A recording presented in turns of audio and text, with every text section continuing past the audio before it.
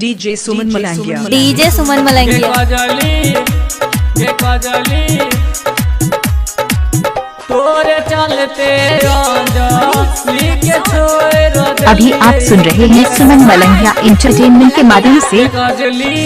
तोरे चलते लिखे छोड़ दिलिए गे कजली, तोरे चलते लिखे छोड़ दिलिए गे डीजे सुमन। डीजे सुमन गयो का दिल तोड़ दिलिए गे कजली, तोरे चलते लिखे छोड़ दिलिए गे कजली, तोरे चलते लिखे छोड़ दिलिए गे कजली, गे कजली, तोरे चलते लिखे छोड़ दिलिए गे। Presented by Malania Recording Studio, Hajima Chowk। के लिए झूठो के ओकरा से प्यार ले लिए माजा बार बार गे छौरी, माजा बार बार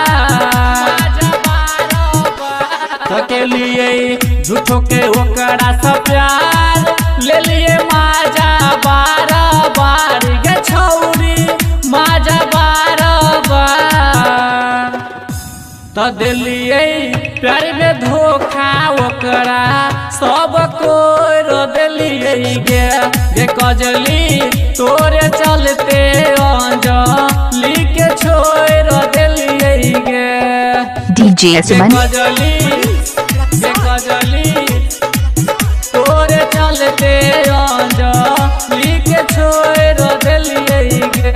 Presented by Malania Recording Studio, Hajima Chowk। DJ Suman Deewana. से तोरा हम देखलियो अपन दिल में, तोरा बसलियो गे छौरी दिल में अपन बसलियो। डीजे सुमन दीवाना। जब से तोरा हम देखलियो अपन दिल में, तोरा बसलियो गे छौरी दिल में अपन बसलियो। तरमन बिट्टू दीपक कहो नेह जोड़ ले लियो गे कजली, तोरे चलते लिखे छोड़ दिलिए गे कजली, तोरे चलते लिखे छोड़ दिलिए गे कजली, तोरे चलते लिखे छोड़ दिलिए गे।